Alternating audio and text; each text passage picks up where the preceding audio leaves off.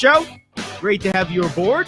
Gary Ayd, Rich Anselmo, CaveTalkRadio.com, the Cave Talk Radio app for Apple and Android, and of course Facebook and YouTube Live. Check us out Amazon Alexa as well. So we're everywhere for you. Great to have you aboard. And it's a sports equinox. So we're going to do something a little different today. Rich, our resident historian, author of The Rewind, wants to do a little history lesson on sports equinox. I don't have a huge rant and rave today, so we will call this Rich's history lesson. It's time to start the day with a lesson. I like that. If I were a Yankees fan, I'd be ranting about Aaron Boone, but I'm sure we'll get into that later. Well, I've done enough of that over the years. Aaron Boone is quickly becoming my version of Doc Rivers. Ooh.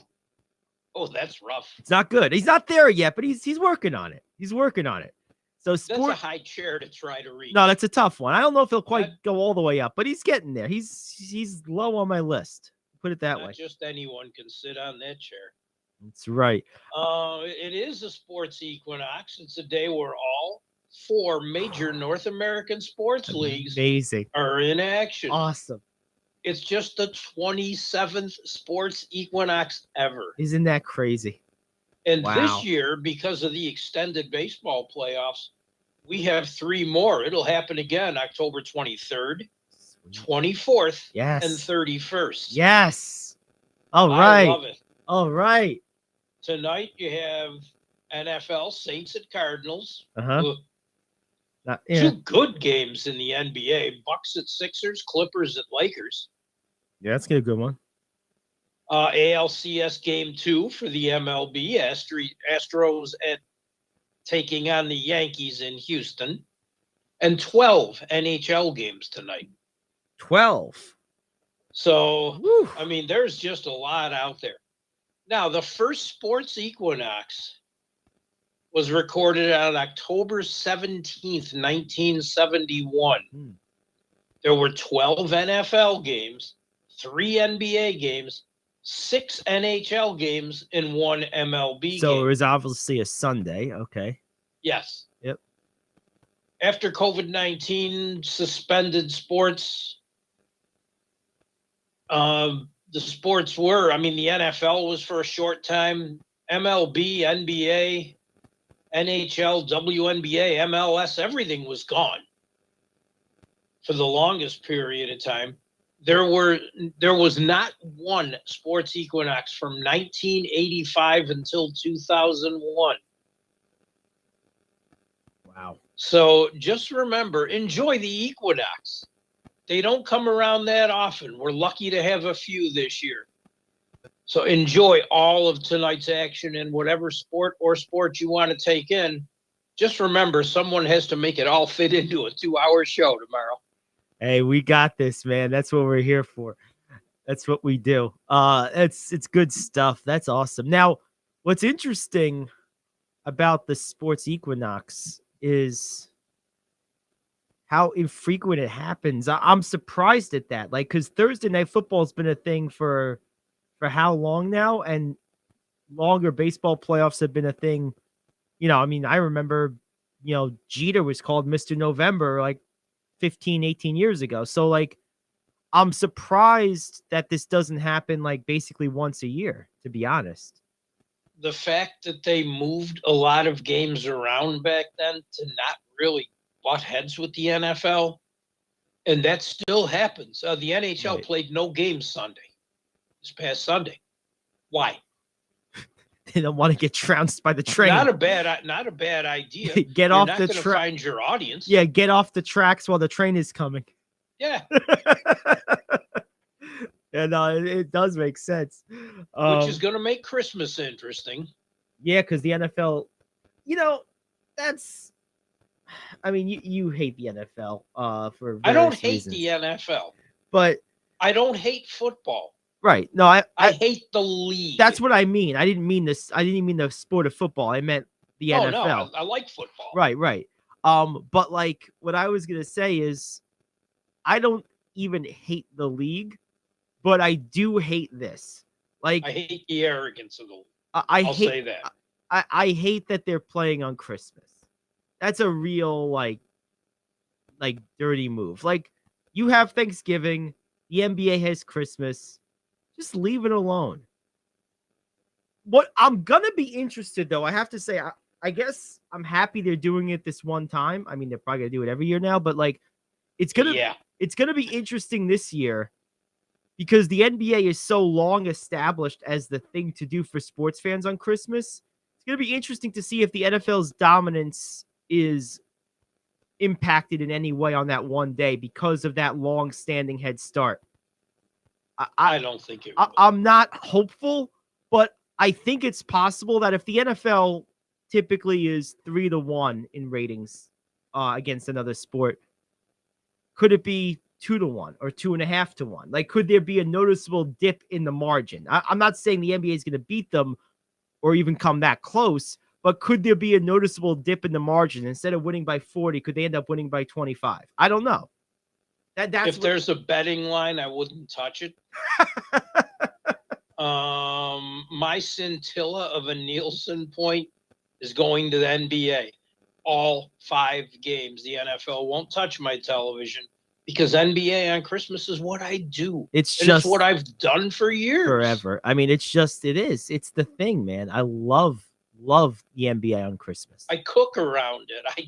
Yes, absolutely. I do everything the night before, so I have all day. And you know what's watch NBA basketball, even the Knicks. And you know, sorry, I can't help it. I couldn't help it. Although they tried last night. And you know what's great? What's great? They did try. We'll get to that. What's great about the NBA is they usually, and the Knicks fit in here, they'll usually have a game in the middle of the slate that you're okay kind of missing so you can get your cooking done. And that's not, I'm sure that's not by accident. Like, these leagues don't do anything by accident when it comes to scheduling on national television. Typically the first game will be like a really good one to kind of get the juices going. The third game is usually like the showcase, and the fourth and fifth game are like, just a little bit off of the showcase. That fourth game is also a showcase. Right. The fifth game is a West Coast showcase. Right. And but that second game is usually like, yeah, we're having this, but like, we understand it's Christmas and you need to do some cooking and like hobnob with the family. So if you don't want to watch Knicks versus Celtics, we kind of understand. The potatoes are going to be soaking the night before. There you go. My daughter's going to take care of that. I'm going to put the meat in the oven. We've got a schedule, and we know exactly what we're going to do. And hey, stuff cooks itself. There you go. I don't have to stand over it. That's awesome. Yeah, we're going to do, we usually do duck for Thanksgiving. And typically like a rib roast of some kind for Christmas. So we traditionally do ham on Christmas. It's a good choice too. We were invited someplace on Thanksgiving, so we're at the whims of the cook there. Uh-oh. Quinoa. No, I would run to Boston Market and grab a turkey dinner. It wouldn't happen. They're open on Thanksgiving. Quinoa. I'm not keen on quinoa. No. I had to get the first punt of the day in. You beat me to it, man. Yesterday. Yes. Was a sports fan's dream. It was. 2 good baseball games. The NBA slate was incredible. And it was NHL on TNT, and both games were great. In fact, 2 of the 3 NHL games yesterday went to overtime. Amazing. We had a little overtime in the NBA as well. We did. We had some really close games. What fun. Let's break down some of those basketball games on the other side of the break. Then we'll hit kind of a combo segment for baseball and hockey. And then from there, we'll have our radio question of the day. That's what's on tap for hour 1. Hour 2, of course, we'll have the top 5. news you can use. And we will have our NFL Thursday prediction. So we got a lot to get to. Back after this, it's the Gary Ayd Show here on The Cave. Are you like me? You have health insurance, but you don't have dental insurance. Do you need to get to the dentist right away? Maybe you need an implant or some other major service. Well, I found a dental insurance plan that's just right for you. It's called Spirit Dental. Spirit Dental offers a $100 lifetime deductible, a huge network of dentists. And here's the best part. There's no waiting periods. Yeah, that means you can call right now and have real dental insurance for you and your family tomorrow and get that immediate coverage you want. Spirit Dental has plans for just a few dollars a day, up to $5,000 annual maximum, and coverage for implants. Whatever age you are, the dental insurance you need is a free phone call away. Now don't wait, and be sure to ask about Spirit's vision plan. Here's the number: 800-631-9229. 800-631-9229. That's 800-631-9229. Hey friend, life happens and you need money. What do? You call the special toll-free number we're about to give you. We will send you a link to your phone with details on how you can loan up to $5,000. Couldn't you use $5,000 to pay for your rent, pay grocery bills, get your car repaired, or whatever you need? It's up to you. We don't care. We're just here to lend you the money. And we'll lend people money with good, bad, or no credit at all. Of course, some terms and conditions apply, and you'll see those on the link we're going to send you. So if you need up to $5,000 maybe as soon as the next business day, call this number right now. We will text you a free link with details. Paid for by Money Mutual. Call 800-586-7112. 800-586-7112. 800-586-7112. That's 800-586-7112. By the way, I want to be that guy when I grow up. That guy voices every phone number on every radio commercial in the whole country. And like, oh, I know. That's like the best job ever. He probably works one day a year. Like one day a month. Just reads the phone number 4 times. What a paycheck that is, though. I'm telling you, man. God bless America. So got a lot of basketball to get to. Let's start. Want to start with the home teams? Let's start with the Knicks. That was a much more competitive game than I expected. Overtime, as you kind of intimated before the break, Rich. Now the Grizzlies did win in overtime, but I'll tell you what, this Knicks team, they showed out a little bit, man.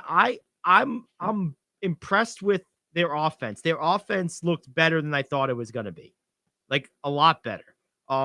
And they almost beat a team that honestly could be in the NBA Finals potentially. I mean, they're going to be a contending team. I mean, that was a nice display for the Knicks last night, even in defeat. It was. Julius Randle had a nice night with 24, 11, and 6.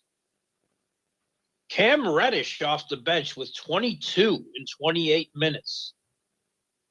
Speaking of the bench for the Knicks, if you remember, I said this was the under-key pickup of the year. Isaiah Hartenstein played 40 minutes due to Mitchell Robinson's foul trouble, and he had 16, 8 rebounds, 4 assists. Wow. RJ Barrett only had 11, but he had 8 rebounds and a few assists. Jalen Brunson, 15 and 9 assists. You know, I wanted to go back to the first thing you said. Having Randall play that way, even for just one game, is a good omen. It's a good sign because he was their best player 2 years ago. He kind of fell off the map a little bit last year. They're going to need him to be a key contributor like this again. So that was good to see. And Tom Thibodeau discovered Cam Reddish, huh? Wait, who is this guy? Sir, he had 3 steals and a block too. Sir, he's been on our team for over a year. Really? Where's he been? Tied to the bench. It's like, oh, it's like, what happened? We discussed that when we did the season premiere, the preview of the Knicks. Yes. Reddish can play. Yeah, he can. I never understood why Thibodeau hated him so much. I mean, it's not like he's a dog on defense. He doesn't like dog it. I mean, Reddish always played both sides of the ball reasonably well and with reasonable zeal. I mean, yeah, I just never understood why he was like glued to the bench last year. So it was nice to see him get a real role because he can help this team. Like you said, he's a good player. Oh, yeah. And between Reddish and Hartenstein, that's 13 boards off the bench. That's nice. That's great. It's tremendous. I mean, you look at these guys and you think, okay, right now, Hartenstein, Reddish, Fournier, those three in kind of like your forward spots. And then you got Mitchell Robinson, Randall up front. You got Rose to come off the bench. I mean, really, you have a pretty good nucleus of depth around your top guys with Barrett and Randall.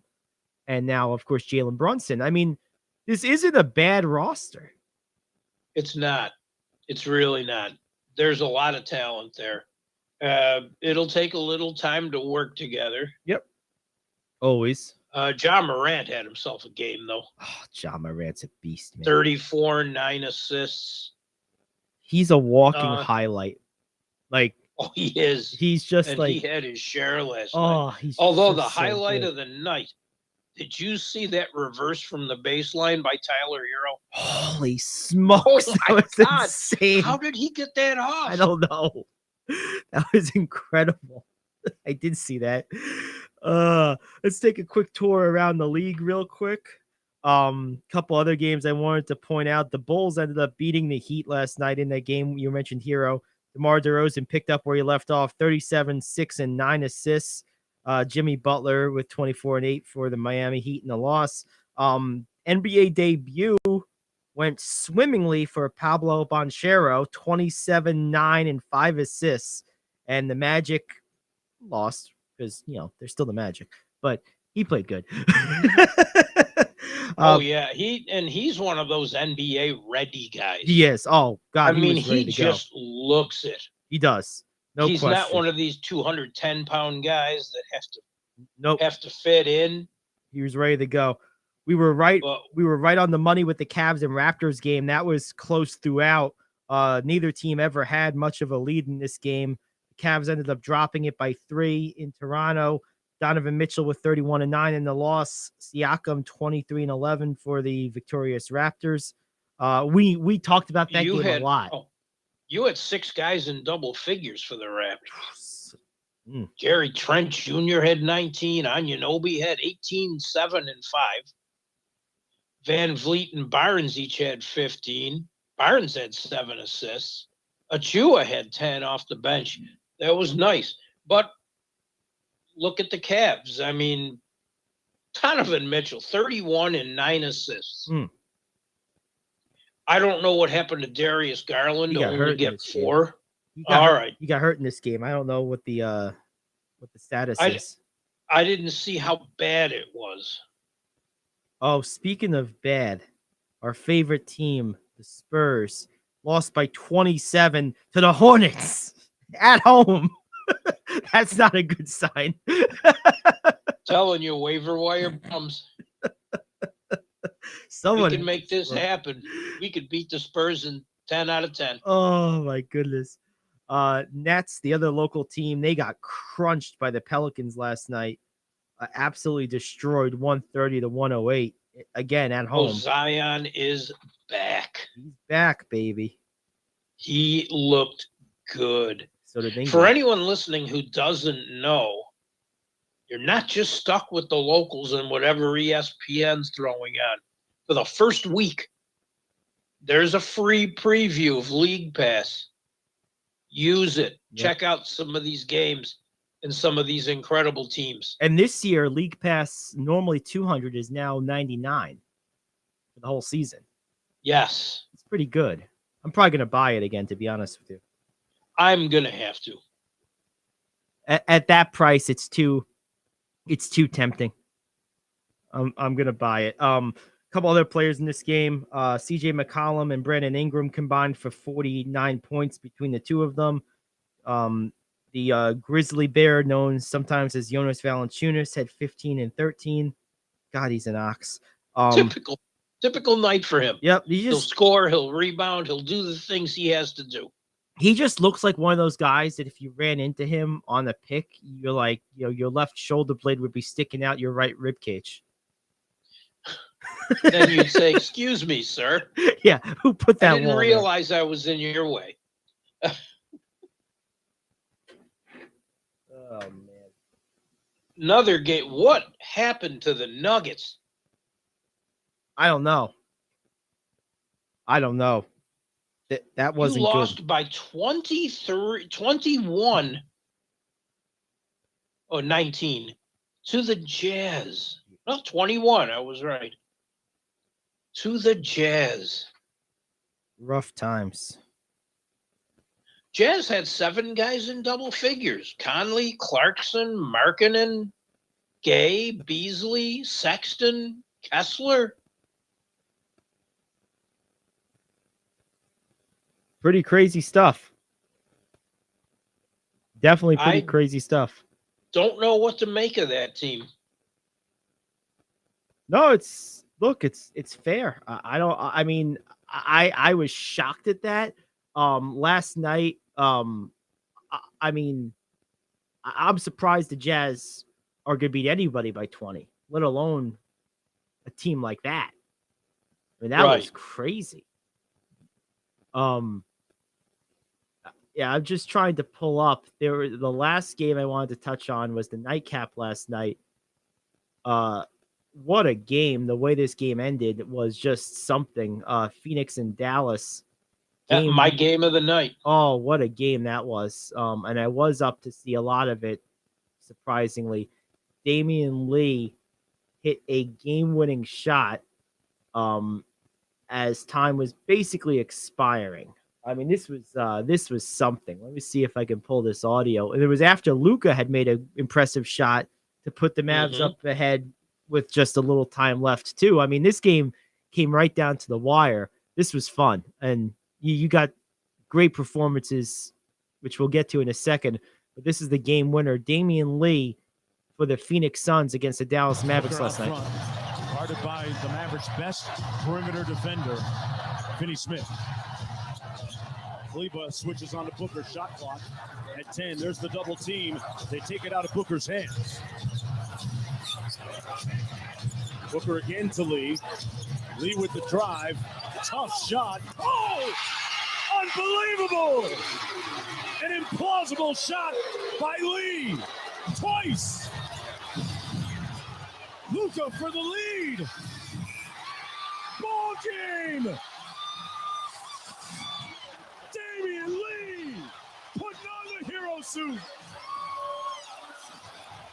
That call courtesy of ESPN.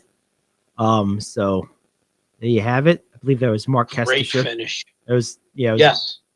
Yep, very, very good finish.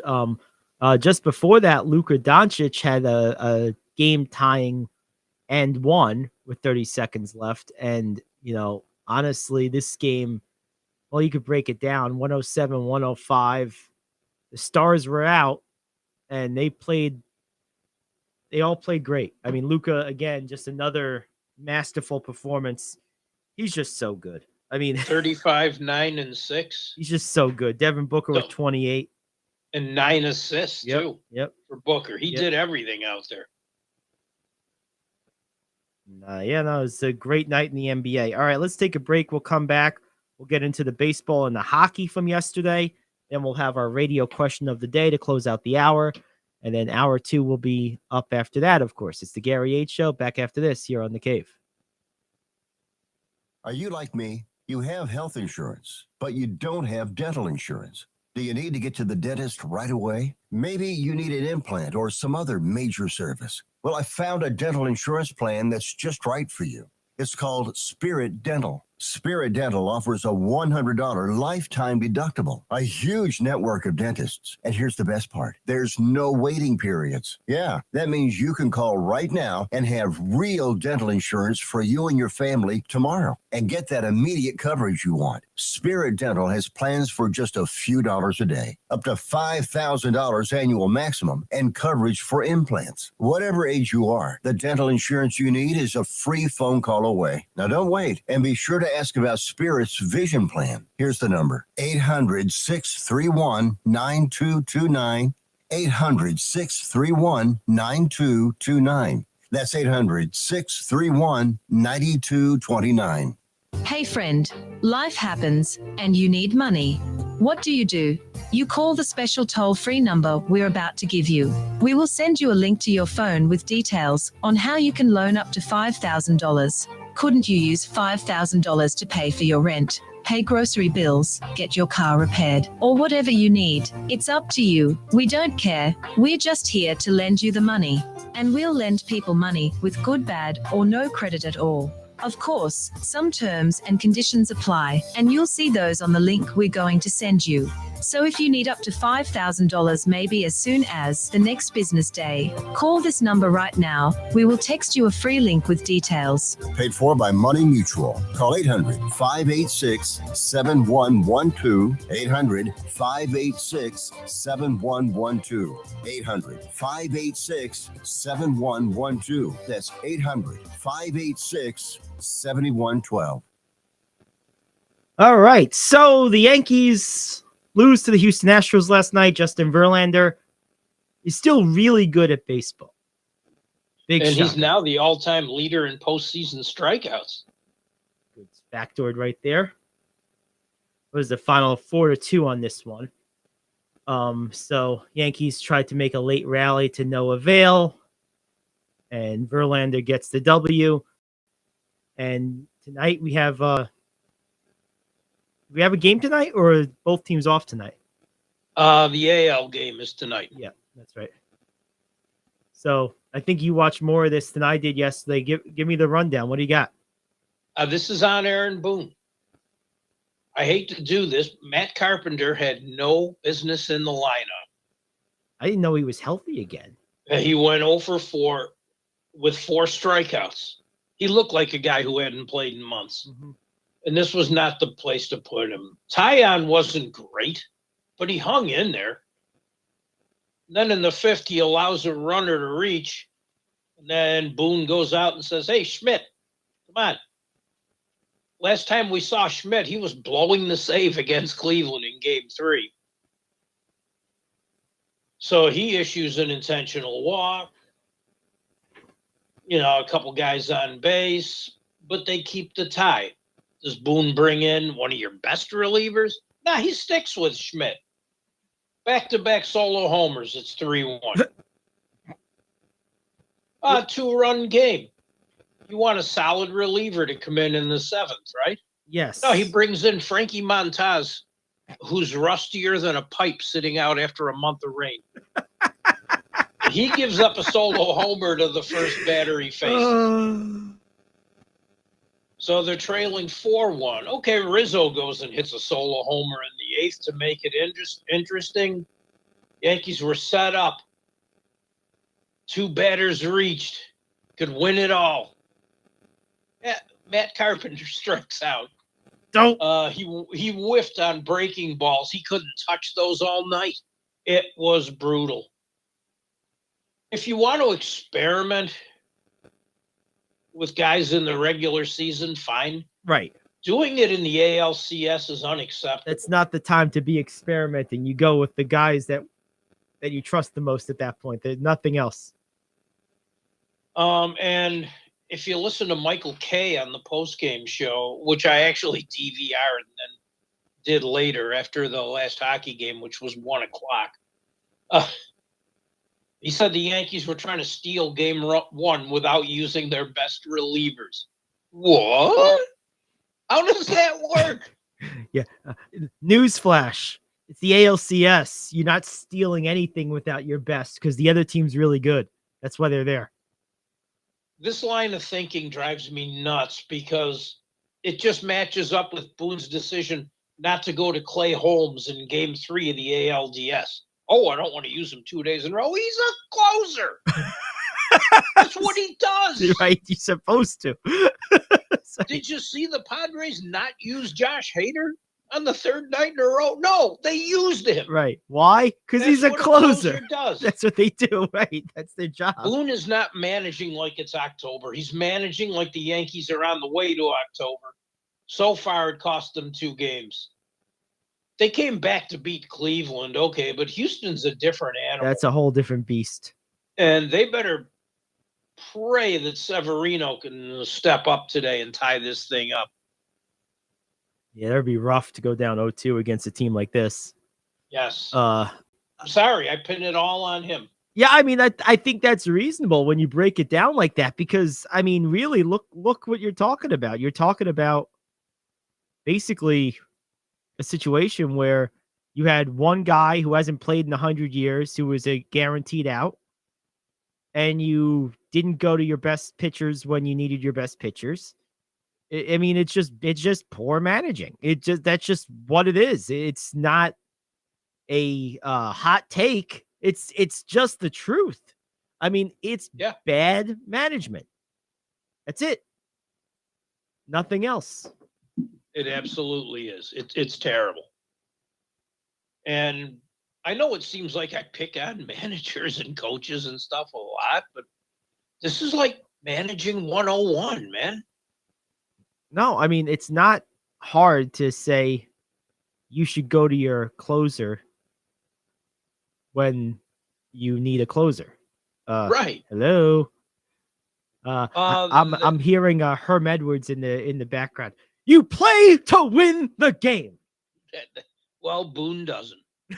So, I mean, they brought Oswaldo onto the CS roster and still played IKF at short, which he's in a slump to end all slumps.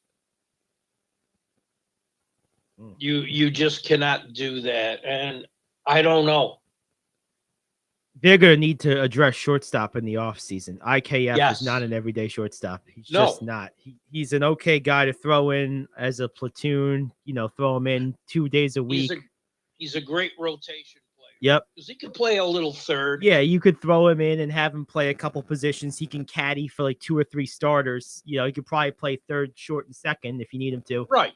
But so he plays 3 or 4, if he plays 3 times a week, one day at different spots, like that's his that's really his lot in life. But him as an everyday shortstop, not good. Doesn't work. And the thing with him though is he's one of the few guys they have that can set the tape. Yes, that's right. And that's frustrating too. The other game was a little better. Oh, I have an idea, Rich, to set the table. Let's bet Aaron Judge in leadoff. They've tried that stupidity too. Oh yeah, that'll get him some RBIs. Yes, like what a bunch of morons. Unbelievable. I think our buddy Brian is listening. He's a big Yankee fan. He just sent me a text. He asked me, he goes, how's everything going? Who do you like for the baseball playoffs? Not Aaron Boone, Brian. If you can get him to get his head out of his rear end, I don't like the Yankees in this matchup with Houston, but you have no chance if you're not going to play your cards optimally. Like the only way they're going to have an opportunity in this series at all is to do everything right. And bringing in your closer when you need a closer seems like a good place to start. Bringing in a guy who hasn't played in 100 years to strike out 4 times is probably not a good idea either. And if I ever see Aaron Judge leading off again, I'm just going to throw a brick through a television and buy a new one. make Aaron Boone buy it for That's right. But you threw the brick through it. Yeah, because you did the dumbest thing possible. Your fault. Yeah, he has to manage flawlessly for a chance. Aaron Judge is a leadoff hitter. He has to hope Severino can steal one today, and he doesn't pull him in the 5th. Speaking of the 5th, 5-run 5th inning led the Padres over the Phillies. Phillies scored 4 in the 2nd. they had a 4-run lead, and the Padres moved it to 8. So at 8-4, they had a 4-run lead. Padres ended up winning it. They did their usual small ball to get some runs, and then Bell hits a homer. Soto drives in a run. Machado hits a homer. That series is tied 1. And the coolest thing about it is Will Myers treated the fans in San Diego to free drinks after the win. That's funny. That is hilarious. Oh, that's great. That is absolutely. He's the tremendous. longest. He's the longest standing member of the Padres. He and his wife were in downtown San Diego buying shots for everyone at the bar and thanking the fans for making so much noise. That's so cool. Isn't it? I love that. That's old time baseball right there. That's good stuff. There is a dynamic when done properly by the fans and the players between baseball players and baseball fans that's unique among sports and athletes and sports fans. Like baseball players and fans have always had a different type of relationship than say basketball players and basketball fans or football players and football fans. Like it's always been more relatable, I suppose, is the best word to describe it. Like more cordial, more comfortable, more natural. Those are the words I would use. And that's a perfect example of that. I mean, that's like just really cool. It is. It is. And the funny thing is the relationship with these players on both of these National League teams, who both pretty much no one thought they would be there. Right. The relationship they have with their fans makes it hard to dislike them. I know it's not the same for you. Right. And I understand because you have a dog in the fight. I do. But I don't want to see either lose, to be honest. I want 7 games out of this, too. Players are having the time of their lives. Yep. I mean, I at this point, in that NL series, I'm resigned to that. I'm not gonna like it. And that's fine. But I can't pick one of these teams. To be honest, it's hard to. I think this will go 7. These teams seem evenly matched. They are. I think the Phillies lineup has a tiny bit more pop to it. They do. But I think the Padres bullpen, get on base. They do. And I think the Padres bullpen is a little bit better. And I think the starters are about even. I think this is a real coin flip series. Well, Austin Nola made history last night in this game. He hit an RBI single off his brother Aaron. Hey, there you go. First time it's ever happened in a championship series. That's so cool. It is. That was just a fun game all the way around. Nice little nugget. And man, did it pay to have extra screens last night because I was all over the place. I was in NBA heaven. I had baseball. That's good stuff. Yeah, it was a great night last night. It was NHL on TNT night.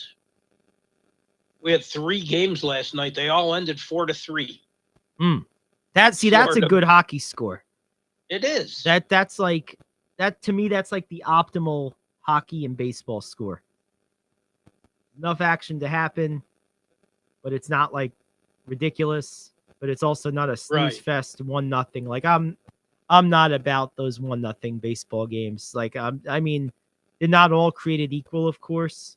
Like if there's a guy throwing a perfect game and just striking everybody out, it can still be exciting. But if it's just you're running the mill, this team's not hitting, that team's not hitting, 3 or 4 pitchers on each side, each team has 1 hit and 1 walk, or like then there's just nothing to grab onto. But like anytime there's a 4-3 baseball game, it's usually entertaining. And I guess the same is true for hockey. It is. It is. Both the games I watched or partially watched were hard hitting. They were fast moving and there were some goals. And that's really all you want. I like a good physical game where people are scoring. First game, Florida beat Philly 4-3. The other 2 games were overtime games. Winnipeg 4, Colorado 3. Colorado's got some major trouble. I'll get into that in a second. And the Kraken were down 3-1 in the third period to St. Louis, tied it up, and lost it in overtime, as the Kraken will do. But at least we can say they're a young team. Colorado Avalanche got some trouble. They expected to be without their captain, Gabriel Landeskog, to begin the season. They didn't expect he'd be out another 3 months. He had arthroscopic surgery, knee surgery, and he's going to be out at least 12 weeks. That's a big loss. Not only his points, but he's incredible defensively. He plays physically. He's the leader on that team, and he takes every key face-off. And he's the only left-handed center they have. It's going to hurt them a lot, and I don't think people realize it. A couple more real quick notes. Jakub Vrana was placed in the NHL and NHLPA's Player Assistance Program. He's off the Detroit roster for a while. He can return to the team once cleared by administrators. This is for players that have not alcohol or drug-related issues, but other issues. They didn't disclose what it was, and I'm good with that. I wish him well and hope he gets back.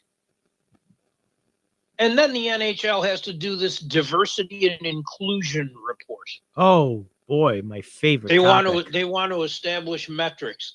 I don't get to, well, the league's 86% white. Well, yeah, well, first of all, I thought diversity was more than color. No. In fact, the NHL has more women on coaching staffs and in the front office and analytics positions than any other sport. The sport is slightly Asian, very heavily European. I think that's diverse.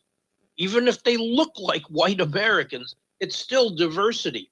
And I don't think the stats are fair. Well, diversity is a code word for non-white right now in America. It just is. So, do you consider Europeans really white, though? Well, you know what's interesting about that? Look at the NBA in this. There is almost no white American players of import, but a good chunk of the best players in the NBA are white Europeans.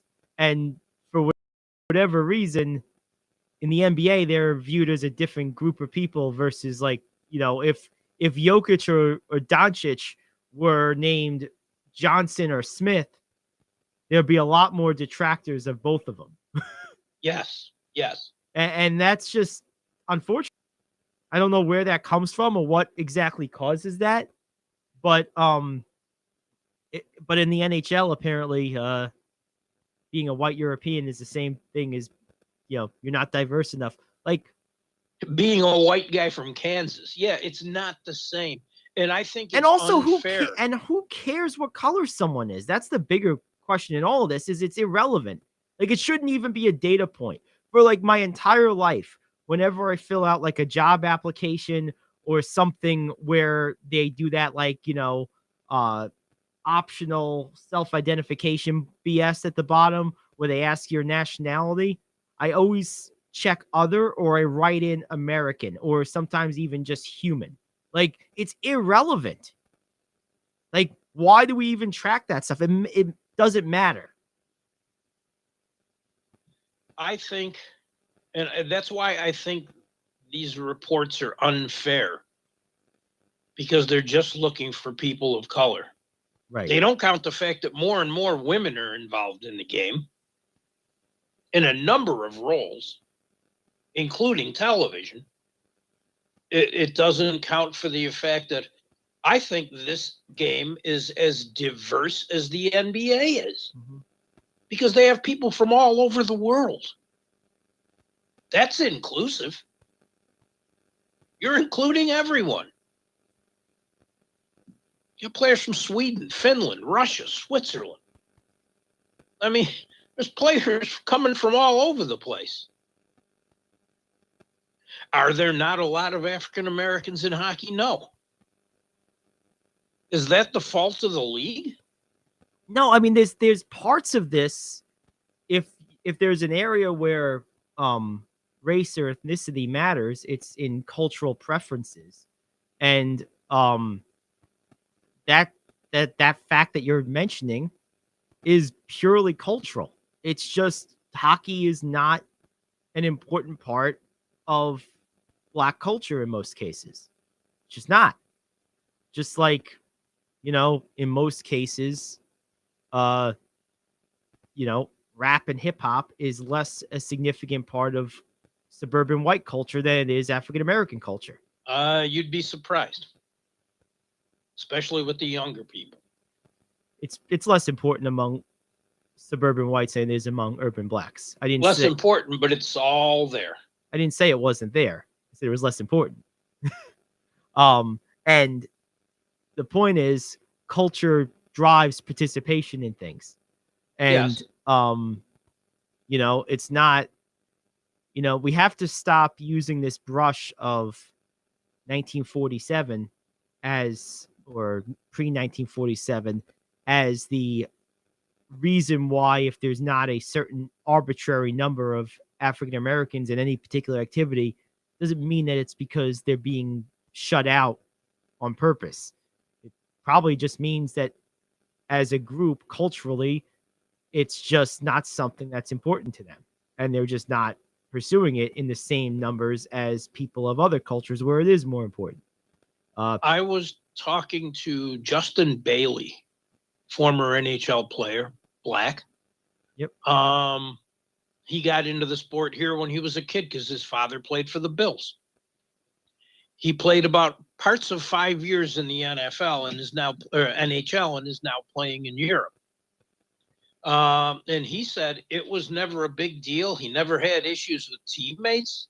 He said, but other Black kids would mock him for playing hockey. Yep. Which I think is completely stupid. Let someone play what they want. Yep. We have a Black captain now in Buffalo. And I think it would be stupid for anyone to look at him in any other way, but he's captain of the team. Right. I've certainly had my own run-ins with this type of thinking. I remember when I was in my first year of college at Rockland Community College, there was a regular pickup game early in the morning, and there was this Haitian guy. I think he was Haitian. Might have been Guyanese. He was one of the two. Anyway, he said to me one time, "Why don't you play baseball? It's more your sport." And I'm like, "Oh, really?" Technically, no, it's not, because I'm that? not Latin. Yeah. I'm not a Latin American. Yeah. Why is that? So so I've heard things like that, and it's just people being stupid. This is why color is supposed to be something that's irrelevant. Supposed to be.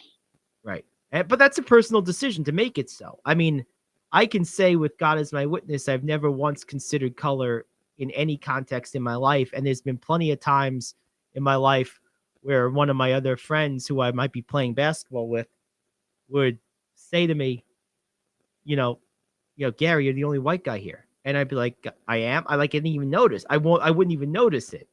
I'm completely and totally blind to that stuff. And I always have been. And you have to be. In my opinion, that's the only way to be with this type of thing. Because otherwise, if you consider race in any kind of context, that in of itself is being discriminatory. Like it shouldn't, because the color of someone's skin makes no impact on anything in terms of their aptitude. It doesn't. It's irrelevant. It doesn't. In every way. And most NHL players I've spoken with welcome more African Americans, African Canadians in the sport. They don't care. Once you're there, you're brothers. It doesn't matter. Right. Can you play? Right. Right. Can you help us? Yeah, right. Oh, okay, great. Well, that's the beauty of sports, is it's by necessity, it's the ultimate meritocracy, at least on the field of play. Absolutely. You just, if you're not good enough, you're not going to be on an NBA, NHL, NFL, or Major League roster. Right. Like, that's just what it is. And that's a good thing. It really is. But like I said, in talking to players, nobody cares. They just want to win. Right, exactly. That's exactly right. All right, let's take our break. We'll come back. Top of hour 2 around the corner. We have the top 5 question of the day, news you can use Thursday Night Football. That's what's on tap the rest of the way. Back after this, it's the Gary Ayd Show here on The Cave.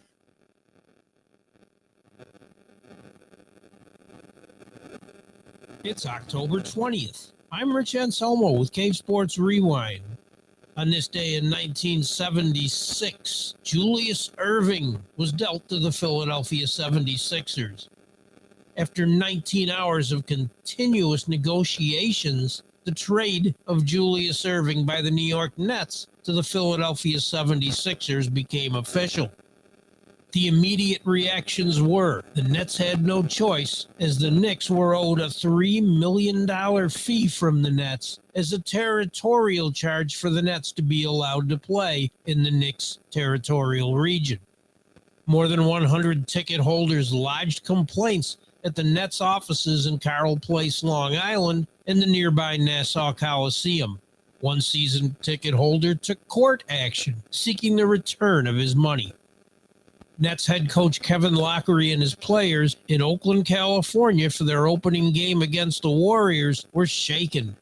Some used harsh words in criticizing Roy Bowe, the club president, for having sold Dr. J, pro basketball's most exciting player. Knicks president Mike Burke said Bowe had refused his initial offer of $2.5 million plus players for Irving. Long lines formed early in Philadelphia to buy tickets for 76er games. The 76ers opened the season that night at home against the San Antonio Spurs. On this day in 1992, the first Baseball World Series game is played outside the United States. The Toronto Blue Jays beat the Atlanta Braves 3-2 in Game 3 at Sky Dome in Toronto, Ontario. I'm Rich Anselmo, and this is The Cave, Orange County's conversation station. Are you like me? You have health insurance, but you don't have dental insurance. Do you need to get to the dentist right away? Maybe you need an implant or some other major service. Well, I found a dental insurance plan that's just right for you. It's called Spirit Dental. Spirit Dental offers a $100 lifetime deductible, a huge network of dentists. And here's the best part. There's no waiting periods. Yeah, that means you can call right now and have real dental insurance for you and your family tomorrow and get that immediate coverage you want. Spirit Dental has plans for just a few dollars a day, up to $5,000 annual maximum, and coverage for implants. Whatever age you are, the dental insurance you need is a free phone call away. Now don't wait, and be sure to ask about Spirit's vision plan. Here's the number: 800-631-9229. 800-631-9229. That's 800-631-9229. Hey friend, life happens and you need money. What do? You call the special toll-free number we're about to give you. We will send you a link to your phone with details on how you can loan up to $5,000. Couldn't you use $5,000 to pay for your rent, pay grocery bills, get your car repaired, or whatever you need? It's up to you. We don't care. We're just here to lend you the money. And we'll lend people money with good, bad, or no credit at all. Of course, some terms and conditions apply, and you'll see those on the link we're going to send you. So if you need up to $5,000 maybe as soon as the next business day, call this number right now. We will text you a free link with details. Paid for by Money Mutual. Call 800-586-7112. 800-586-7112. 800-586-7112. That's 800-586-7112. Do you want to save money on your next flight? Then pick up the phone and call. That's right, call. Because the best prices are not online. They're with SmartFares. See, SmartFares has special deals with the airlines. When they have unsold seats, they use SmartFares to fill them. So you get airline tickets at crazy low prices. They have access to great prices and discounts at over 500 different airlines. Plus 300,000 hotels and rental car companies. Their prices are too low to publish online. With the extra money you'll save, you can book another trip or treat yourself to dinner or shopping. So stop searching all of those travel sites to find the lowest price on your next flight. Let one of our SmartFares expert travel agents find the best price for you. Call SmartFares today and get ready to see the world with a fat wallet. 800-370-2460. 800-370-2460. 800-370-2460. That's 800-370-2460. Come on, you watch the news. Be prepared to pay more taxes. Then if you owe back taxes or haven't filed in a few years, get ready. The IRS, the largest collection agency in the world, will be coming after you with the power to collect taxes by any means they want to. Hey, they can freeze your bank account, your passport, even padlock your business. Oh, good times. Look, if the IRS claims you owe them $5,000 or more in back taxes and they're coming after you, don't panic. Call my friends at Get a Tax Lawyer first. Their job is to negotiate with the IRS and save you money. They're experts at it. That's all they do, and you can trust them. In some cases, they have reduced a $50,000 tax bill to less than $1,000. If you owe the IRS $5,000 or more in back taxes, call now for a free consultation. Call 800-649-8617. 800-649-8617. 800-649-8617. That's 800-649-8617.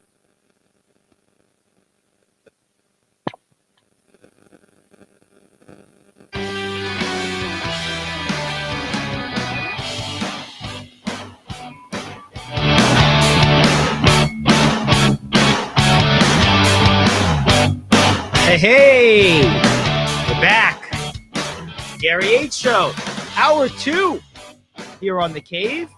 CaveTalkRadio.com, the Cave Talk Radio app, Facebook and YouTube Live, Amazon Alexa. And check us out on the go with Apple CarPlay. Great to have you aboard. And as always, let's kick things off. Top of Hour 2, the top 5. This is the moment we've all been waiting for. It's time for King Talk Radio's Top 5. There we go.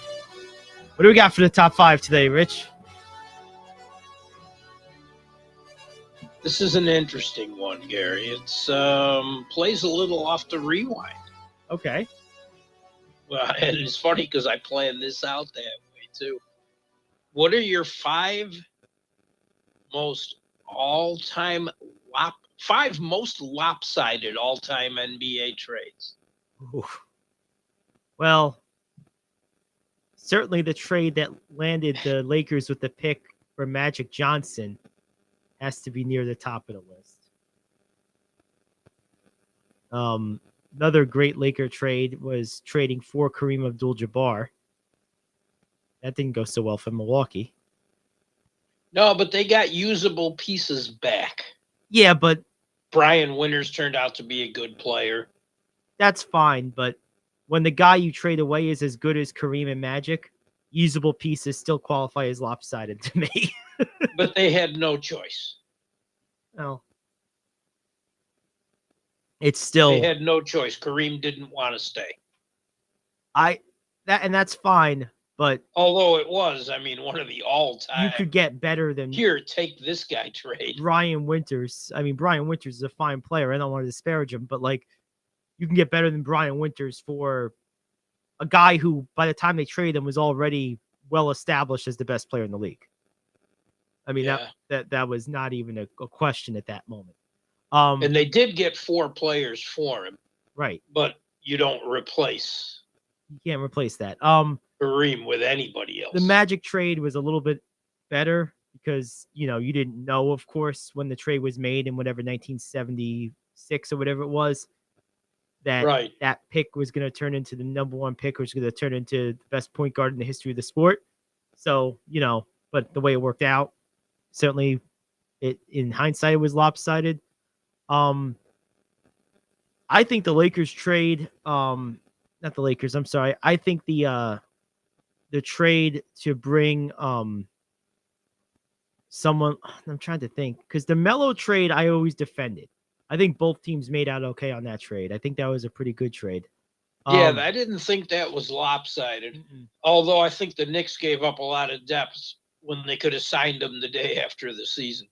In theory, or it could have been a Paul George situation where the Lakers were supposed to be able to sign Paul George, and then boom, he ends up in Oklahoma City and then the Clippers. So, when someone has unlimited options, you just never know what's going to happen. So, but trying to think of a few others. Shaq was certainly Vlade Divac for Kobe Bryant. That worked out pretty well for the Lakers. And Jerry West. Yeah. The best part about that is Jerry West knew it at the time. He's like, this guy is going to be the next great player in the NBA, and you're crazy if you don't trade for him. Okay. I was amazed that he wasn't drafted before 13. Can you imagine if he'd have stayed with San Antonio? Can you imagine Kobe's reaction with Vlade lighting up a cigarette at halftime? And oh, God. Burned. Because Vlade smoked all the time. Yeah, he was a chimney. And can you imagine how Kobe would have reacted? That was my number one, actually. Was that one? Okay, that's a good one. Red Auerbach was notorious for making these type of deals. He acquired Kevin McHale and Robert Parrish for not a whole lot. Barry Carroll. Yeah, so that's a pretty good one. That was my number two. Good call. I mean, now the trade that got him Bill Russell, it's hard to call it one-sided because the two guys he traded were Hall of Famers themselves. Yeah. But the impact was one-sided. Russell changed the game. Yeah. So that's a pretty ingenious one. And then this isn't a trade, but Auerbach taking Bird in the draft a year before he was eligible when no one else thought to do that was certainly genius. It doesn't quite fit this one. I just want to throw that in there because he was actually eligible to graduate because of a transfer year. Right. See, now no one would ever get that from right. Worthwhile player. That was pretty interesting. Trying to think of a few other ones. I mean, I gotta say, it remains to be seen the impact. But on paper, right now, this deal that Dallas made for Christian Wood, who had a great game last night, looks to have the makings of a fairly lopsided trade. It does. So I do want to mention it just because I remember saying at the time, wait, Houston traded their best player or maybe their second best player for spare parts and bottom of the round draft picks. Like, really? Good job, Dallas. Was it a Texas sweetheart deal? What's going on here? I just was shocked because I know they're rebuilding, but they definitely could have gotten more value for a player as good as Wood. Wood's a good player. And he played great last night. So that one is fresh in my mind. I mean, the Pau Gasol trade was pretty equitable because the Grizzlies got Marc Gasol in that deal. Are there any that you have that I haven't mentioned yet? Yes. The 76ers trading Wilt Chamberlain to the Lakers. Yeah, I forgot that was a trade. For Daryl Imhoff. Oopsies. Archie Clark, who was a nice player, and Jerry Chambers, who was in the reserves at that time. Chamberlain was a dominant force in the league. Imhoff was nothing. Chamberlain was a dominant force. Imhoff was nothing. Chambers was barely available. And in fact, he came to Buffalo in the expansion draft. And Archie Clark was the one player out of it who was decent. Trades for players like that don't really work out good. The Warriors traded Chamberlain for $375,000 and Dick Barnett. Oops. Now Dick Barnett was a good player. He was, but yeah, when you trade a legend like that, it's almost impossible to not end up on a list like this. oh yeah, I mean, and it's the same thing with the Kareem trade. You got some good pieces. You got Junior Bridgman. You had Brian Winters. You had NBA starters. yeah, Brian Winters is a really good player. So was Junior Bridgman, Yes. and he was the Lakers' first pick in the draft. And he turned out to be a better businessman than he was a basketball player. And he wasn't a bad basketball player. Yes. So those were just a couple things on that list. That Irving trade was a joke, but I get it. I do get it because they didn't have that time. ABA teams were broke. They spent so much money. The league wouldn't have lasted another year because they were down to 7 viable playing teams, and 2 of those were in trouble. So they had to do it for the $3 million they needed to pay the Knicks. And I hated that rule because it took so much away from the Nets. And the Nets were a fun team to watch. Yeah. Yeah. I mean, because it was Irving, and didn't they have, was it McGinnis at the time, or was it No, Irving? he was with McGinnis on the Sixers. Was it Irving? It was Irving. It was Super John Williamson. Williams, that's the guy I'm thinking of, yes. Brian Taylor. They had a nice team. I think Billy Pulse was their center, too. Got it. Yeah, Williamson was the guy I was thinking of. Yep. Yeah, and they had to ship Pulse off to the Spurs. So yeah, they had to decimate an entire team, and I thought that was terrible. So let's see. Put these in order. Number 1 for me has to be the Kareem trade. Number 2 is Kobe. Number 3 is the Magic Johnson trade. No, I'll take that back. I'm going to actually redo this. Start again. Number 1 is the Kareem trade. Number 2 is the Kevin McHale, Robert Parrish trade. Number 3 is the Kobe trade. All 3 were on my list. Number 4 is the Magic trade. Yeah, that wasn't on mine, but it should have been. Yeah. And number 5, I think I'm going to go with the Wilt trade. The Wilt trade was on my list. Yep. So, And the one not on yours that was on mine was a trade with the Lakers and Buffalo. The Lakers sent starting small forward Jim McMillan to Buffalo, who really stabilized a very young Braves team. And he was the guy on the roster with a championship ring. And that made them a playoff contender. Buffalo gave up a very underachieving center who actually had a year or 2 in LA that was decent, Elmore Smith. Right now, Elmore Smith is in Cleveland, known much more for his broadcasting. incredible barbecue sauces, which he sells. And they are good, than he was his basketball play. Isn't he a broadcaster too? He did a little of it. Oh, I'm thinking of Len Elmore. Never mind.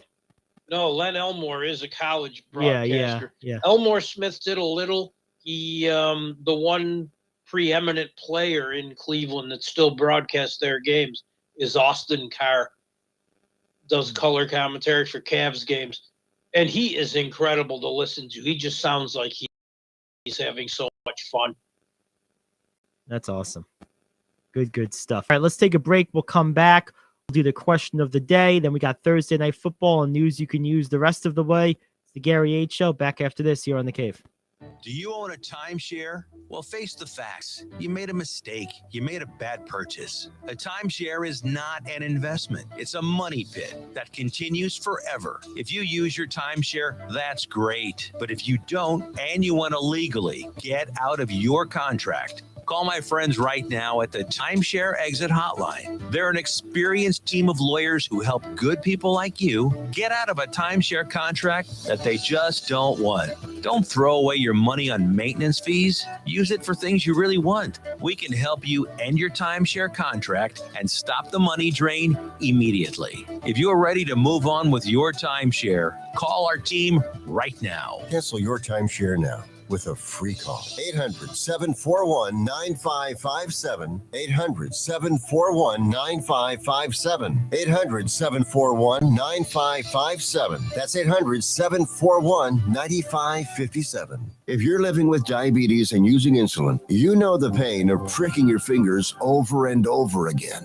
Ouch. Well, by wearing a small remote device called a continuous glucose monitor, or CGM, you can reduce the pain of pricking your fingers. If you administer insulin 3 or more times per day or use an insulin pump, call now and learn how a CGM can help you. Painless. No more pricking my finger. No finger pricks. Convenience. They delivered it free and they took care of all the paperwork. You can reduce pain right away. Plus, it's accurate, easy to use, and helps you spend more time in range. And if you have insurance, you can get a new CGM at little or no out-of-pocket cost. Call now and get free shipping of your new CGM. Plus, we'll bill your insurance for you. 800-826-5884. 800-826-5884. 800-826-5884. That's 800-826-5884.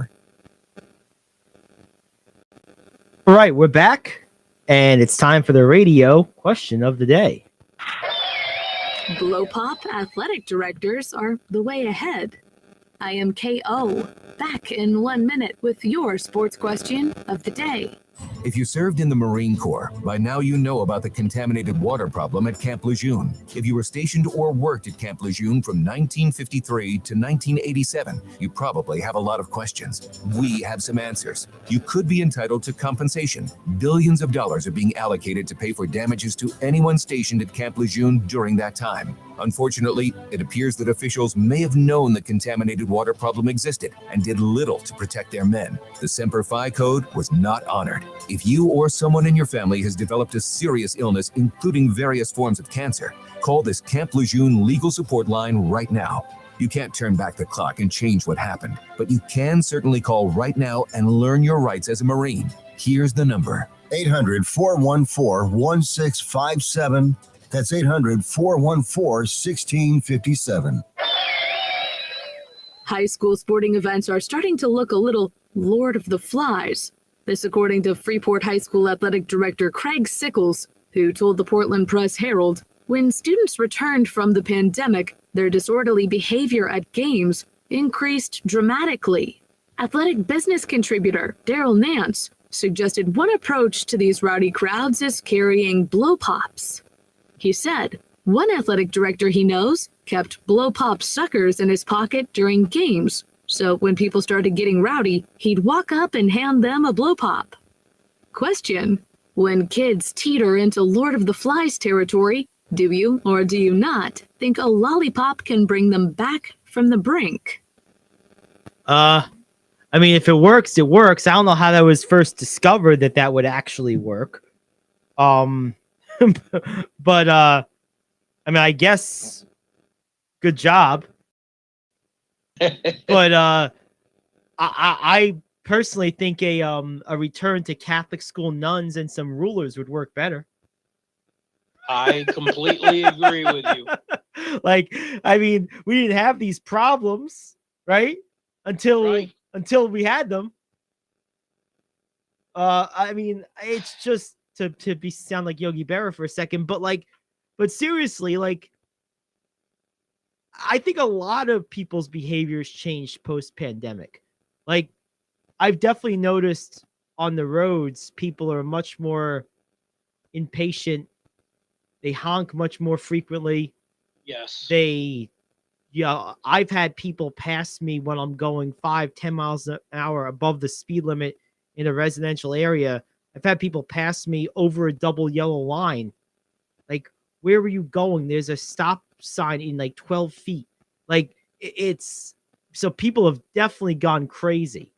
And you could almost tell which people locked themselves in their house during the pandemic versus which people kept living their lives by the way they behave at times. It really is true. It doesn't surprise me that this is happening in high school sports. Lord of the Flies, though, oh, that's pretty scary. I wonder who's dropping a rock on who. I think there's so many factors. I think the one you mentioned is a main factor. And it has really increased impatience everywhere. I also think kids look at coaches and figures to respect with less respect than they used to. Some of that's cultural, some of that is just part of the environment they grow up in. I too went to a Catholic school, and I was hit with that big wooden stick a number of times. And the one the nuns used on us, it said the words Board of Education on it. That hurt. Board of Education. Yes, I would slowly get it. The Board of Education. And that thing was just a thick piece of wood. Oh, man. There is a lot more lack of respect out there. Yes. And I think there's a number of factors. And no, and my kid's very well behaved was when she wasn't an adult. For the most part. But no, she'd get something other than a lollipop when she acted up. Yeah, that's don't reward bad behavior. No. I don't know how much of a reward a lollipop is after you're above about 6 years old, but whatever. Well, I also see these kids at sporting events I go to, and there are many, and it's the third period of a hockey game, the fourth quarter of a basketball game, the ninth inning of a baseball game, and they're just sugar at these kids. I'm like, oh my God. I am so glad I don't know you or live anywhere near you, because this is brutal. Yeah. It's not good. That's not the answer. It just gets them more wound up. It's true. Extra sugar. All right. Well, there you have it. It's bad enough we have an obesity problem in this country. Hey, let's fix it with sugar. Absolutely. All right. Let's hit up the Thursday night football game. We have the Cardinals hosting the Saints. This has the potential to be a weird game. Both of these teams have random spurts of explosive offense and also long stretches of total ineptitude. So this is a depending who shows up in terms of each team, this could potentially be a very explosive game with a lot of points, or it could be one of these games that you just want to yell at the television. So this game could go either way. For their part, Vegas has set the over-under at 43.5 and a 2.5 point favorite for the hometown Cardinals. I personally think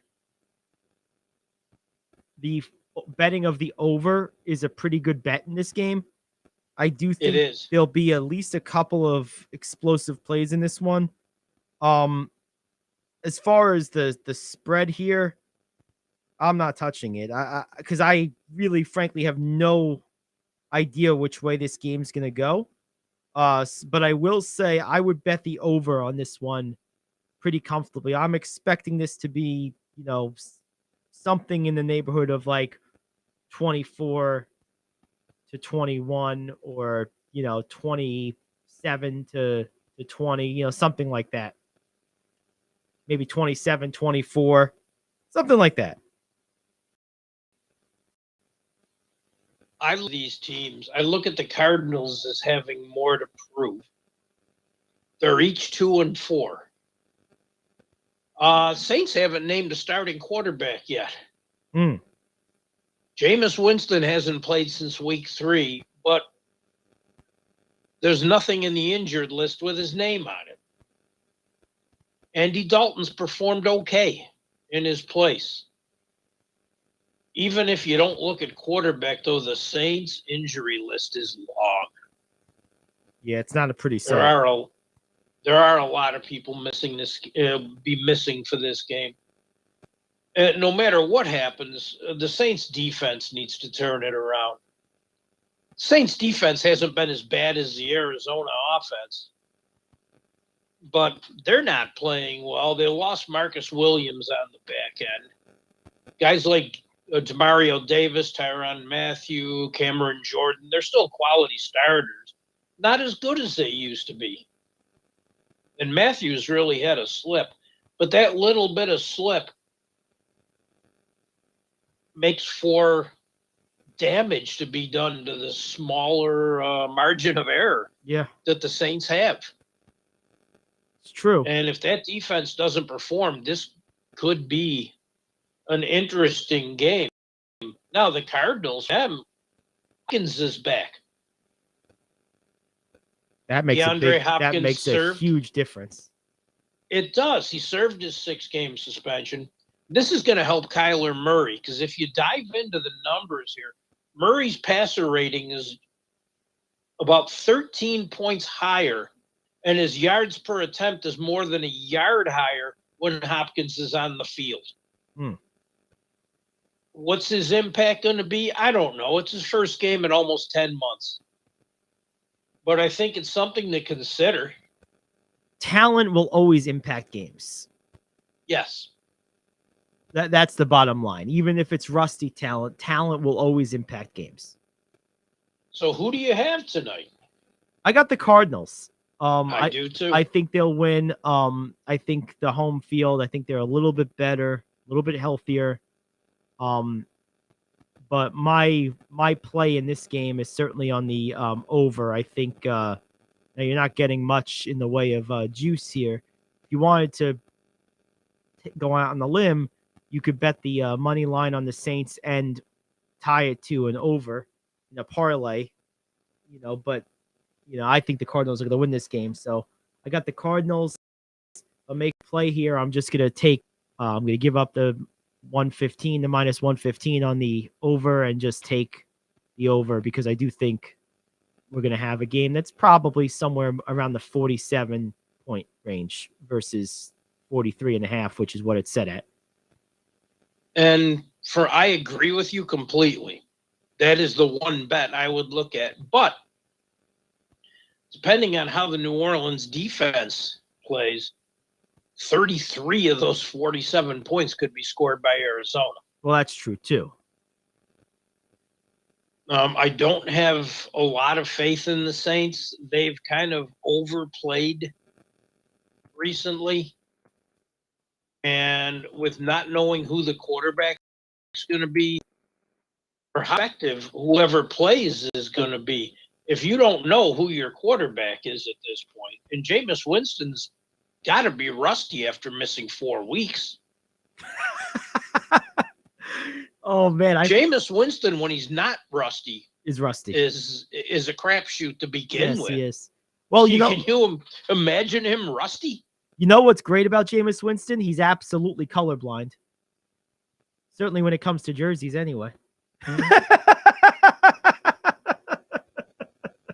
Had to go there. Dylan made a crazy point in the chats here. I forgot about this. The Eagles have the Saints' first-round pick this year, so they're going to win 14 games and get a top 5 pick, probably top 10 pick. Oh my God, that's crazy. Oh no, Lattimore. Yeah, Hopkins. Yeah, if Hopkins is healthy, yeah, he can clean up tonight. But that's crazy. I forgot that they had that pick. Yikes, that's scary. So I know who Dylan's rooting for. He's all Cardinals today. Get that pick as low as he can get it, as high as he can get it. Oh, yeah. I mean, I saw something interesting with I forget where I saw it, but it was a post showing the softest remaining schedule. And 3 of the 4 NFC East teams were on there. And it dawned on me that that's probably the case because I think these strength of schedule things are based off of, even mid-season, are based off of last year's finish, not where teams stack up so far this year.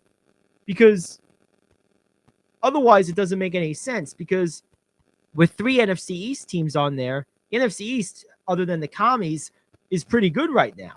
Really good. It is. So that wouldn't be, if it was based on this year's records, that wouldn't be, you wouldn't have 3 teams with the softest schedule when they all have to play each other still, at least one more time each. So True. I guess that's based on last year's schedule. But yeah, it's interesting. I mean, because, man, that division, I'm beginning. So the Eagles are awesome. The Cowboys defense is great.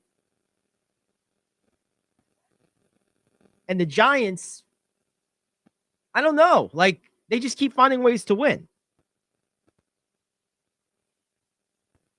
The Giants' defense is not half bad. No, it's not. It's a good defense, great coaching. Their offense is very limited margin of error. That's the one thing about them that concerns you, is if a team ever really shuts down Barkley, can Dan Jones drop back 40 times, 35 times, and throw for 320 and 3 touchdowns, like if he needs to? And I don't think he can. I don't see that happen. So, but as long as they can control the game, this is old school football. It's, 4 yards in a cloud of dust, ball control offense, play action off the running game, bend but don't break on defense, shorten the game, and, they're winning with it. True. Bills Eagles Super Bowl would be a lot of fun. It would. And that could happen. All right, let's take one more break. We can come back. We'll do a little more football, and then we'll hit the news you can use. That's what's on tap the rest of the way. It's the Gary Ayd Show. Oh, and we got to talk about tonight's baseball games, too. So we'll be back after this. You're on The Cave.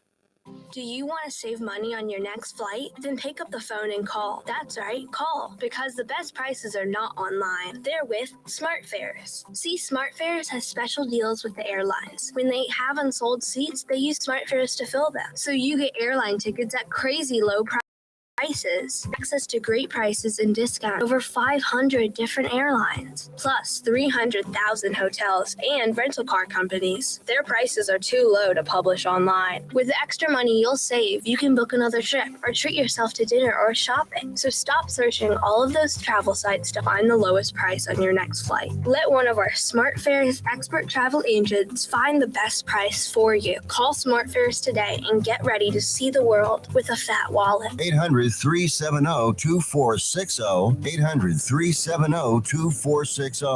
800-370-2460. That's 800-370-2460. Come on, you watch the news. Be prepared to pay more taxes. Then if you owe back taxes or haven't filed in a few years, get ready. The IRS, the largest collection agency in the world, will be coming after you with the power to collect taxes by any means they want to. Hey, they can freeze your bank account, your passport, even padlock your business. Oh, good times. Look, if the IRS claims you owe them $5,000 or more in back taxes and they're coming after you, don't panic. Call my friends at Get a Tax Lawyer first. Their job is to negotiate with the IRS and save you money. They're experts at it. That's all they do, and you can trust them. In some cases, they have reduced a $50,000 tax bill to less than $1,000. If you owe the IRS $5,000 or more in back taxes, call now for a free consultation. Call 800-649-8617. 800-649-8617. 800-649-8617. That's 800-649-8617. Okay, we're back, and Thursday Night Football is covered. We'll have our picks for the week tomorrow. Let's take a look at tonight's baseball games, Rich, in the American League. It's one. I should have said game, not games. And Astros. What's the pitching matchup tonight?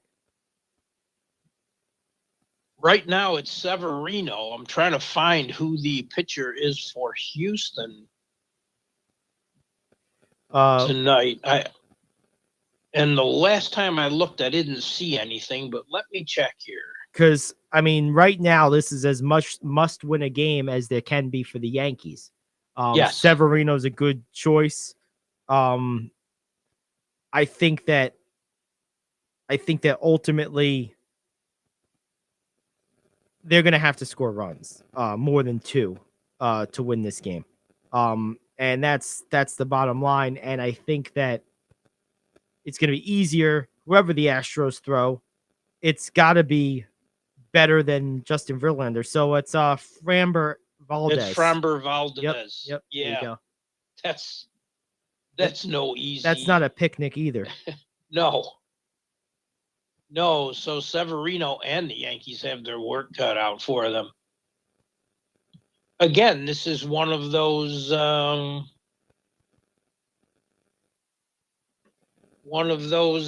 situations where they have to make the right decisions. Yep. The Yankees especially have to make the right decisions. And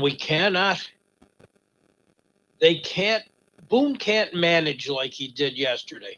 Yes, it disappeared again. I know. I'm back. He's back again. Here he goes. Boone can't make the mistakes he made yesterday. Not against this team. You can get away with it against Lynn, but not like this. Yep. He needs to manage error-free. And it's still not going to be easy. Valdez doesn't give up a lot. No, he doesn't. And he's had a really solid year. And they are in no way done with pitching depth after game 2. It's going to be hard. The Yankees have to come back with Cole in game 3 no matter what. Yes. If they win tonight, they can put a stranglehold on the series with Cole. If they lose, it's going to have to be out of desperation. And for crying out loud, please don't pull him early. Bring in the middle reliever that you don't use ever. Right. Good times. All right. So what do we got today as far as we went through the hockey? What do we got as far as NBA games tonight before we get to news you can use? NBA games tonight. There are a couple. There's not a big schedule because it's TNT night. Right. The early game is Bucks at Sixers, Mm-hmm. and the 10 o'clock games Clippers at Lakers. Those are two good Both ones. should be very good games. Yeah, no, that's gonna be great. I mean, you look at that first one in particular, Bucks and Sixers. I always enjoy the matchup of Embiid versus Giannis because they guard each other a lot. I do too, and I love watching Giannis play. Yeah, I love watching them both play, but yeah, no, they're awesome. Giannis is just. Oh, Giannis is a different animal. And Clippers Lakers will be interesting. Yep, that's it. I mean, the thing with the Clippers is, if they're healthy, they're one of the deeper teams in the NBA. They really are, and they're also one of the better teams defensively in the NBA.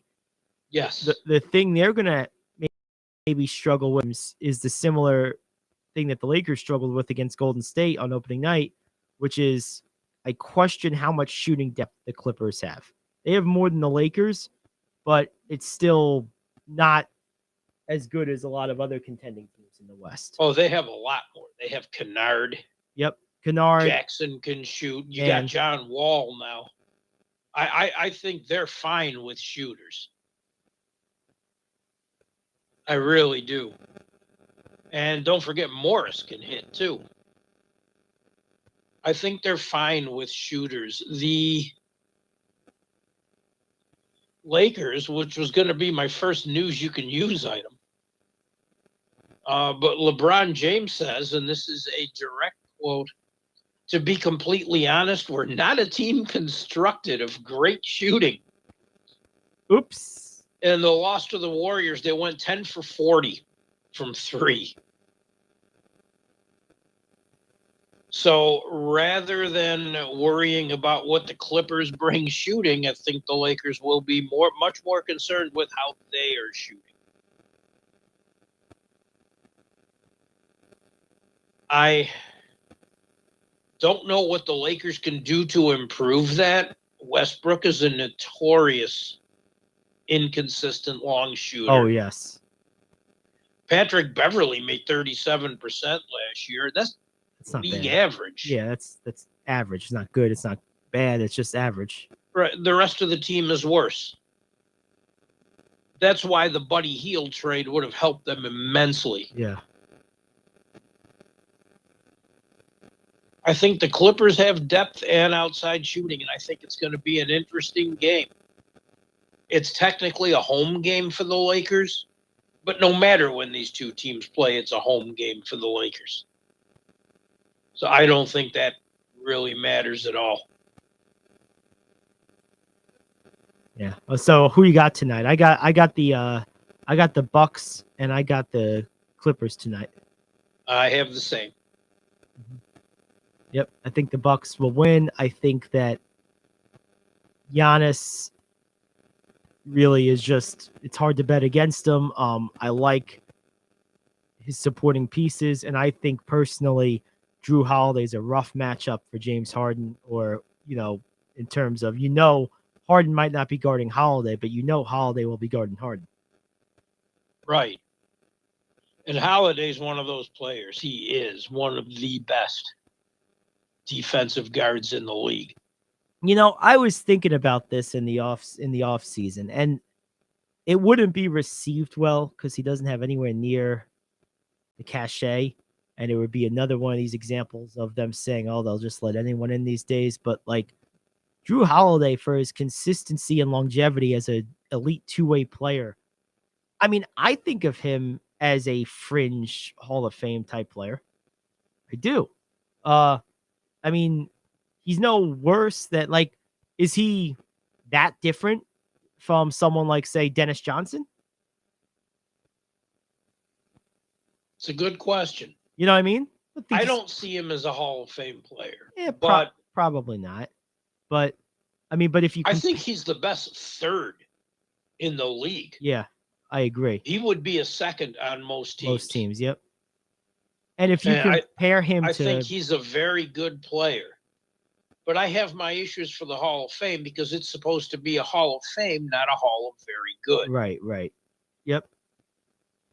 And they've definitely passed that boundary a lot. Yeah, they have. The picks they've made. No, that's fair.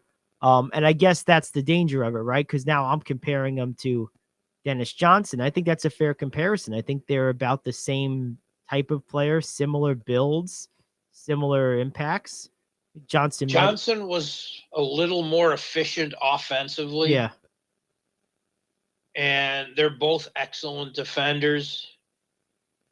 They both have switchability, which means they can defend multiple positions. But I don't know. Dennis Johnson also had an it factor that I don't know if Holiday has. And that does mean something. Yep. Well, yeah, Johnson was the best player on a championship-winning team earlier in his career. That's true. And on another championship-winning team where the best player said they win nothing without him. And that was Bird talking about Johnson on the Celtics title team. So a lot of that goes a long way, too. It's a tough call. But regardless, Holiday's a hell of a player. Oh, he is. He is. Okay, well, there you have it. Let's take our last break. We'll come back. We'll do news you can use, and we'll wrap it up. It's the Gary Ayd Show here on The Cave. Do you own a timeshare? Well, face the facts. You made a mistake. You made a bad purchase. A timeshare is not an investment. It's a money pit that continues forever. If you use your timeshare, that's great. But if you don't, and you want to legally get out of your contract, call my friends right now at the Timeshare Exit Hotline. They're an experienced team of lawyers who help good people like you get out of a timeshare contract that they just don't want. Don't throw away your money on maintenance fees. Use it for things you really want. We can help you end your timeshare contract and stop the money drain immediately. If you're ready to move on with your timeshare, call our team right now. Cancel your timeshare now with a free call. 800-741-9557. 800-741-9557. 800-741-9557. That's 800-741-9557. If you're living with diabetes and using insulin, you know the pain of pricking your fingers over and over again. Ouch! Well, by wearing a small remote device called a continuous glucose monitor, or CGM, you can reduce the pain of pricking your fingers. If you administer insulin 3 or more times per day or use an insulin pump, call now and learn how a CGM can help you. Painless. No more pricking my finger. No finger pricks. Convenience. They delivered it free and they took care of all the paperwork. You can reduce pain right away. Plus, it's accurate, easy to use, and helps you spend more time in range. And if you have insurance, you can get a new CGM at little or no out-of-pocket cost. Call now and get free shipping of your new CGM. Plus, we'll bill your insurance for you. 800-826-5884. 800-826-5884. 800-826-5884. That's 800-826-5884. Alrighty, it's time for some news you can use. What do we got? Hornets guard James Bouknight was arrested on suspicion of DWI. These kind of stories always confuse me. What is the suspicion of DWI? One, did you not test? And two, can't you pretty much tell? You would think so. Yeah, I mean, and this is like his 4th time or something. Like I don't want this to be on the road with this guy. Right. And it was around 2:00 in the morning too. So nothing ever good happens at 2:00 in the morning. And here, this is interesting. The police found him unconscious in a car in a parking area less than a mile from where the Hornets play. Oof. He was allegedly holding a handgun. The car was running and in drive, and the cops were unable to wake him with a PA system, blasting air horns and using ultra bright light. Was this guy dead? I don't know. Oh, and my then he gosh. refused to comply with the police. He crashed into 2 patrol cars. And he told the paramedic at the scene that he had 4 shots of tequila before driving. You don't admit that. Yeah, I know. So So is this really a suspicion of DUI at this point? suspicion. He had a blood alcohol of 0.14 after a Ouch. breathalyzer Oof. test. Yeah, I would say suspicion is the wrong word at this point. Yes. Clear, definite, those words. Yeah, that sounds right. Oh man, what a mess. And this is the type of thing that can get him kicked out of the league at some point. Yes. He's not good enough to they're not going to tolerate much from a Bouknight. I mean, he's just a guy. Yeah. High draft pick. Yep. But yeah, just a guy. And someone needs to actually step in and get him help. It's just like you said, this isn't a random offense from him. Right. Oh. All right. What else? Here's something interesting. I got a direct quote from Eagles head coach Nick Sirianni on his 6-0 start. This isn't good enough. We haven't played a complete game in the sense of we haven't really blown open a game where we've had 2 score leads. Direct quote. Your thoughts? Jeez, Talk about never being happy. It reminds me of a few weeks ago. I was one of the Met playoff games with my wife, or it might have been the highly anticipated Braves series at the end of the regular season. Either way, she made a comment. She doesn't watch sports that much. She made a comment about Showalter. She goes, "What's wrong with him? He looks pissed off." I was like, "Well, he's a manager. They're all pissed off. That's what they do." And then, like later in the game, when the Braves were up by a couple of runs, they panned to Schnitger, and I was like, "See, that's their manager. They're winning, and he's mad. Like that. This is who they are." So, like, like Sirianni saying this reminds me of that experience. It's like, talk about never being happy. What a miserable. Like, oh, you're 6-0, and we're not good enough yet. Blah, blah, blah, blah, blah. Oh God, give me a break, man. Come on. I don't look at it that way. I think he's a perfectionist that feels they haven't played their best yet. Well, no, of course that's the case, but like, and there's nothing wrong with that. Because I was kind of the same way. But it gets grating after a while. Like, if I'm a player and we're 6-0, like, it's like, we won every game.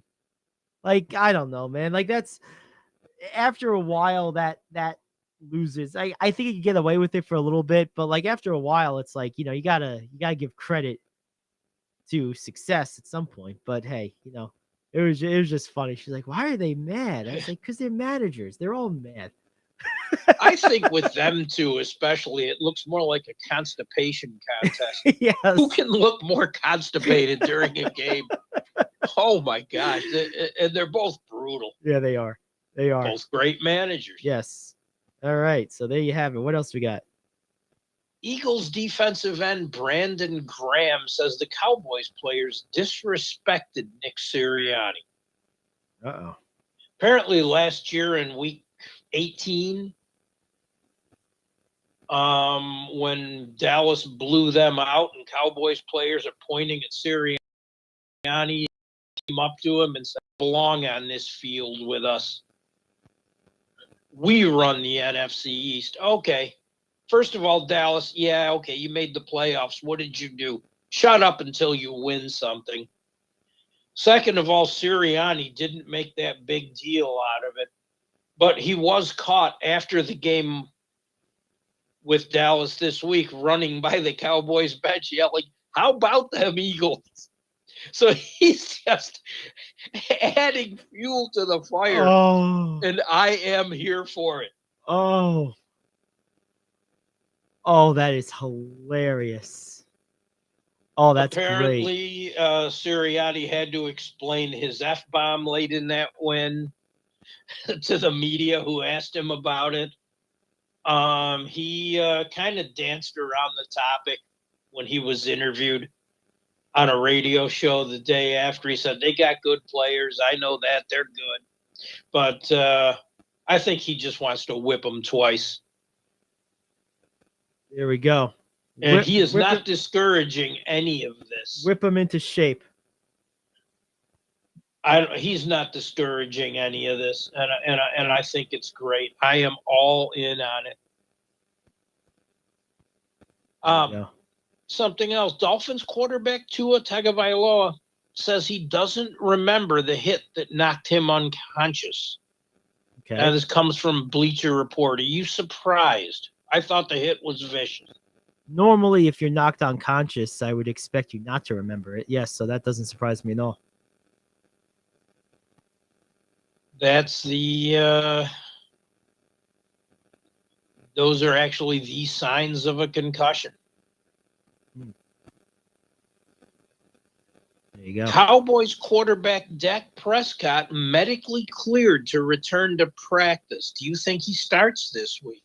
Not this week, no. I think he starts. Do the Cowboys have a bye next week?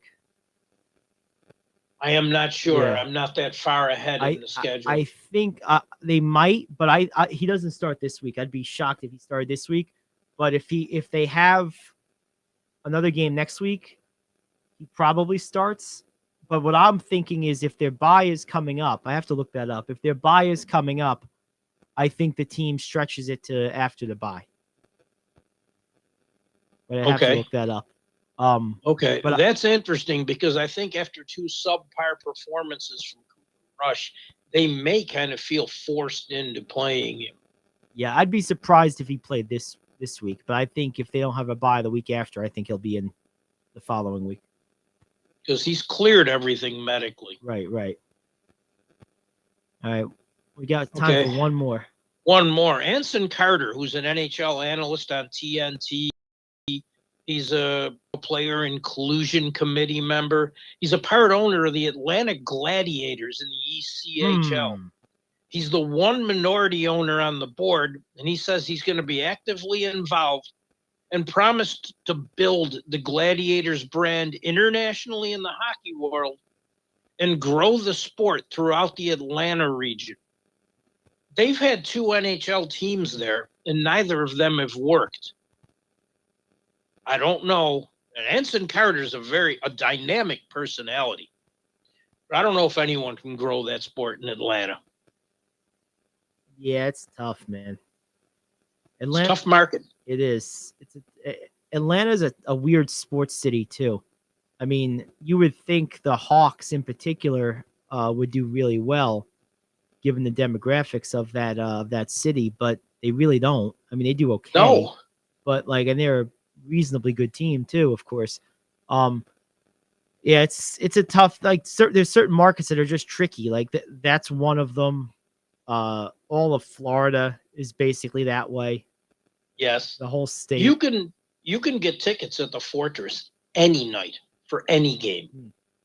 You can walk up in Atlanta and buy a ticket an hour before the game. The Braves are the one team that seem to really do well. Yes. At the gate. Yeah, the Falcons are up and down. Yep, they're up and down. Everyone else is there. So there you go. Well, there you have it. There you have it. And remember, baby, Sports Equinox. That's right. That's tonight. And we got a few more coming before the month ends. Sports Equinox, baby. One of everything. At least one of everything. All you can eat, baby. Poo-poo platter. Well, hopefully it's not a poo-poo platter. There's always a bad name for a smorgasbord at Chinese restaurants, but hey, I get not it. A good name for upcoming games either. No, it's not. It might describe the Thursday night football game, or it might not. This game at least has a chance at being interesting and entertaining. Last week's just didn't. Bears and commies. Oh God. It was guaranteed to suck. Guaranteed. Why bother playing? Oy vey. All right. Well, that does it for us. We appreciate you tuning in. We'll be back tomorrow with our picks. It's the Gary Ayd Show. Up next, Titillating Sports with Rick Tittle.